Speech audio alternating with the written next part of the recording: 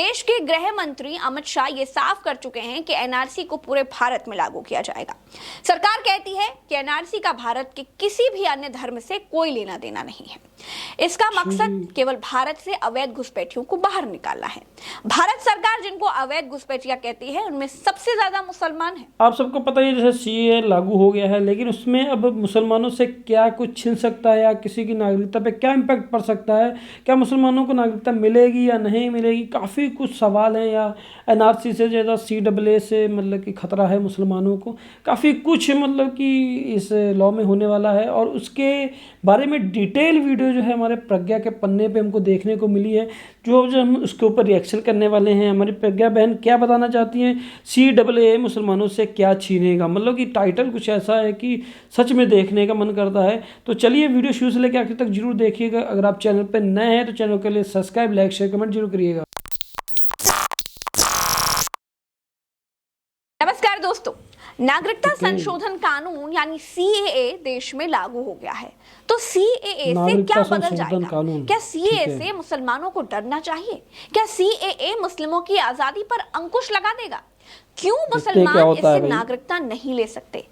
किन लोगों की नागरिकता छीन जाएगी और जिन लोगों को नागरिकता मिलेगी उसका प्रोसेस क्या होगा? सीएए से क्या कुछ बदल जाएगा? सीएए के जरिए नागरिकता लेने के लिए क्या क्या करना पड़ेगा? मुस्लिम समुदाय को एनआरसी से ज्यादा डर है या फिर सीएए से? आज इसी को समझेंगे। क्या बताते हैं? नमस्कार दोस्तों, सीएए का पूरा नाम नागरिकता संशोधन कानून 2019 है। अंग्रेजी में इसे सिटीजनशिप अमेंडमेंट एक्ट कहेंगे। सीएए कानून भारत में लागू किया जा चुका है। तो पहला सवाल ये उठता है कि उससे क्या कुछ बदल जाएगा और क्या सीएए से मुस्लिमों को डरने की जरूरत है? तो दोस्तों, सीएए के जरिए 3 मुस्लिम देशों में जैसे पाकिस्तान, अफगानिस्तान और बांग्लादेश में रह रहे गैर मुस्लिम नागरिक जो भारत आना चाहते हैं उनको भारत में नागरिकता दी जाएगी। ये बिल्कुल साफ है। इस कानून का ये मतलब बिल्कुल नहीं है कि जो गैर मुस्लिम इन देशों से भारत आएंगे उसे भी नागरिकता मिल जाएगी। धार्मिक तौर पर पीड़ित गैर मुस्लिम 31 दिसंबर 2014 से पहले अगर भारत में रह रहा है तो वो इस कानून के तहत नागरिकता के लिए आवेदन कर सकता है। तो सीएए से भारत में रह रहे मुस्लिमों को डरने की जरूरत नहीं है, लेकिन भारत से बाहर रह रहे मुस्लिमों को खुश हो जाने की भी जरूरत नहीं है, क्योंकि सीएए मुस्लिमों को नागरिकता देने का कानून नहीं है। अब सवाल ये उठता है कि क्या सीएए भारत में रह रहे मुस्लिमों की आजादी पर बंदिश लगा देगा? तो इसका जवाब है नो, नहीं। अब सवाल ये है कि क्या सीएए कानून आने के बाद भारत में रह रहे मुसलमानों को कागज दिखाने पड़ेंगे? तो देखिए, कागज उन लोगों को दिखाने पड़ेंगे जो 2014 के बाद से दूसरे देश से अवैध तरीके से भारत में आकर रह रहे हैं, और कागज उनको भी दिखाने पड़ेंगे जो 2014 के बाद गैर मुस्लिम लोग पाकिस्तान से, बांग्लादेश से, अफगानिस्तान से प्रताड़ित होकर के भारत में रह रहे हैं और भारत की नागरिकता लेना चाहते हैं। उन गैर मुस्लिम लोगों को इस सीएए कानून से भारत की नागरिकता मिलेगी जो भारत में 2014 के बाद से रह रहे हैं। तो भारत में रह रहे मुस्लिम समाज को सीएए से डरने की जरूरत नहीं है, क्योंकि सीएए कागज दिखाने का कानून नहीं है।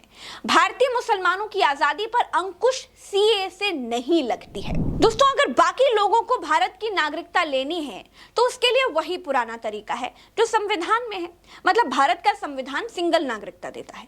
जो व्यक्ति संविधान लागू होने के समय यानी 26 जनवरी 1950 से भारत के अधिकार क्षेत्र में रहता है, या फिर जिसका जन्म भारत में हुआ है, या फिर उसके माता पिता में से कोई एक भारत में जन्म लिया हो, या जो कम से कम 7 सालों तक भारत में निवास किया हो। दोस्तों, अगर सीएए के लिए किसी को आवेदन करना है, फॉर्म भरना है, तो उसमें जरूरी दस्तावेज के तौर पर चरित्र प्रमाण चाहिए होता है, और दूसरा भारत की भाषाओं में या फिर किसी एक क्षेत्रीय भाषा की जानकारी वाला प्रमाण पत्र भी लगाना होता है। सीएए के लिए फॉर्म आपको गृह मंत्रालय की वेबसाइट पर मिलेगा। गृह मंत्रालय ही इसे ऑपरेट करेगा। गृह मंत्रालय ही नागरिकता का सर्टिफिकेट जारी करेगा। दोस्तों, पाकिस्तान, अफगानिस्तान और बांग्लादेश से 31 दिसंबर 2014 से पहले आने वाले हिंदू, सिख, ईसाई, बौद्ध, जैन और पारसी समुदाय के शरणार्थी भारत की नागरिकता के लिए आवेदन कर सकते हैं। अब पूरे देश में नागरिकता कानून एक बराबर ही काम करेगा? तो ऐसा भी नहीं है। सीए कानून के दायरे से पूर्वोत्तर के ज्यादातर आदिवासी बहुल इलाकों को बाहर रखा गया है, जैसे अरुणाचल प्रदेश हो गया, नागालैंड, मिजोरम और मणिपुर। इनमें इनर लाइन परमिट लागू है। इनर लाइन परमिट का मतलब इन इलाकों में जाने से पहले देश के दूसरे हिस्सों के लोगों की परमिशन लेनी पड़ती है, वही सिस्टम लागू रहेगा। दोस्तों, सीए के लिए बनाए गए पोर्टल यानी www.indiancitizenshiponline.nic.in पर पाकिस्तान, अफगानिस्तान और बांग्लादेश से आने वाले अल्पसंख्यक ऑनलाइन आवेदन कर सकते हैं।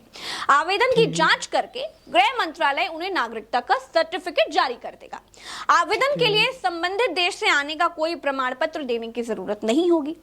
आवेदक को सिर्फ ये साबित करना होगा कि वो 31 दिसंबर 2014 से पहले भारत आ गया था। भारत में कम से कम 12 महीने बिताने के बाद ही यहाँ की नागरिकता चाहने वाले लोग सीए के तहत आवेदन के पात्र माने जाएंगे।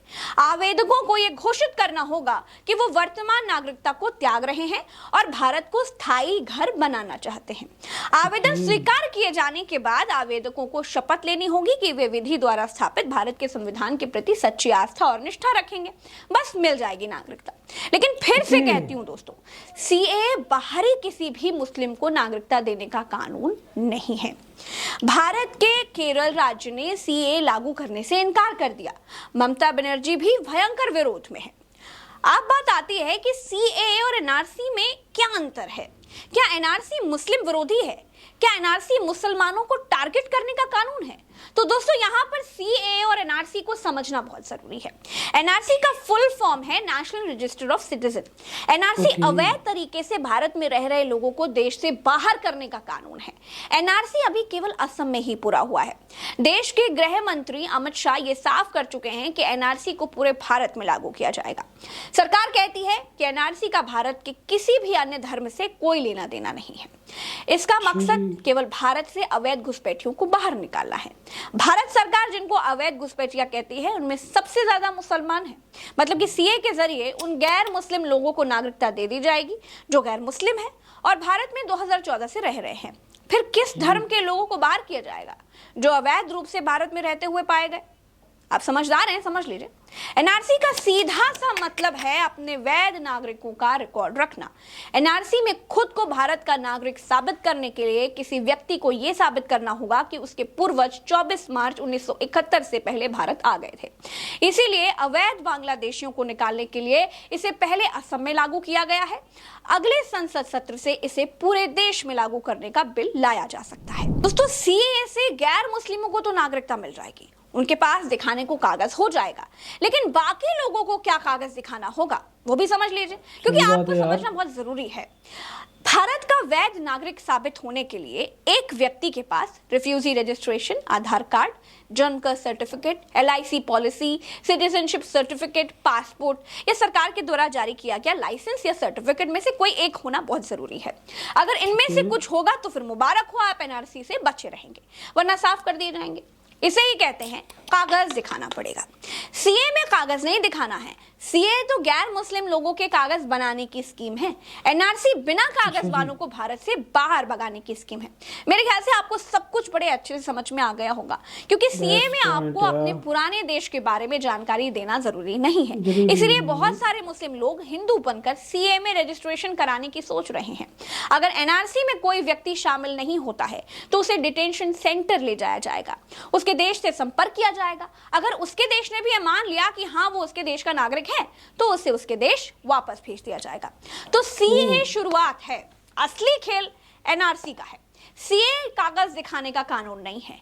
उम्मीद है कि आपको इस वीडियो में सारी जो कंफ्यूजन्स हैं आपकी वो दूर हो गई होंगी, बहुत सारी जानकारियां मिली होंगी। इस वीडियो में इतना ही। मेरे ख्याल से आपको भी एनआरसी और सीएए में फ़र्क समझ में आ गया होगा कि किस तरीके से शुरुआत हो चुकी है सीएए के कानून को लेकर, कि किस तरीके से वो धीरे धीरे एनआरसी पर वो जा सकेंगे, क्योंकि एनआरसी पूरे देश में वो लागू करना चाहती हैं। वो अपने मतलब एक पूरा डाटा ब्यौरा रखना चाहती है, कौन भैया हिंदू है कौन मुसलमान है। सीधी सी बात है यार, सोचने वाली बात है क्या हो रहा है देश में और क्या करना चाह रही है सरकार। धीरे धीरे ही होती हैं हर एक चीज़ें, क्योंकि इतना बड़ा देश है, एकदम से तो चीज़ होगी नहीं। अब छोटा छोटा पहलू आगे बढ़ेंगे तभी तो एक बड़े कदम को उठाया जा सकता है। तो आई होप कि आज की जो ये रिएक्शन वीडियो थी इसमें काफ़ी डिटेल आपने देखा प्रज्ञा के द्वारा कि किस तरीके से उन्होंने समझाया एनआरसी और सीएए में क्या डिफरेंस है, किन लोगों को डरना चाहिए, किन लोगों को नहीं डरना चाहिए, क्या सीएए में गैर मतलब कि सीएए में जो यहाँ पे 2014 31 दिसंबर 2014 से पहले जो चाहे वो मुस्लिम है या गैर मुस्लिम है वो अपना आवेदन कर सकता है, लेकिन अगर 2014 के बाद कोई आया है तो भाई उसको प्रूफ देना पड़ेगा और उसको मतलब हर एक चीज़ को एक इस तरीके से मॉडिफाई कर रही है सरकार की निचोड़ा जाए कौन हिंदू कौन मुस्लिम कौन सिख, मतलब हौली धीरे धीरे भी हिंदू मुस्लिम हो रहा है, धीरे धीरे फिर सिख भी आएंगे ईसाई, मतलब हर एक लोग को फिल्टर करने का काम करने की कोशिश में है सरकार। और क्या माइंड रखती है भाई सरकार को, कहाँ थी कहाँ से कहाँ हमारा संविधान आता जा रहा है आप सबको भली भांति पता चलने वाला है। और देश के हालात किस तरीके से वो पैदा कर रहे हैं, जहाँ नॉर्मल सी बात है अगर ऐसा करेंगे धीरे धीरे दंगों का रूप। और अब सीधी सी बात है कि बंदा अपना हक रखेगा, कुछ ना कुछ तो ऐसा देश में होगा जो शायद सोचा भी ना जा सके। तो आई होप कि जो आज की ये रिएक्शन वीडियो थी काफ़ी लाजवाब थी, काफ़ी इन्फॉर्मेशनल थी। और अगर आपको वीडियो अच्छी लगी हो लाइक शेयर कमेंट जरूर कीजिएगा। मिलते हैं नेक्स्ट वीडियो में एक और अच्छे से रिएक्शन वीडियो के साथ, तब तक टेक केयर, बाय बाय।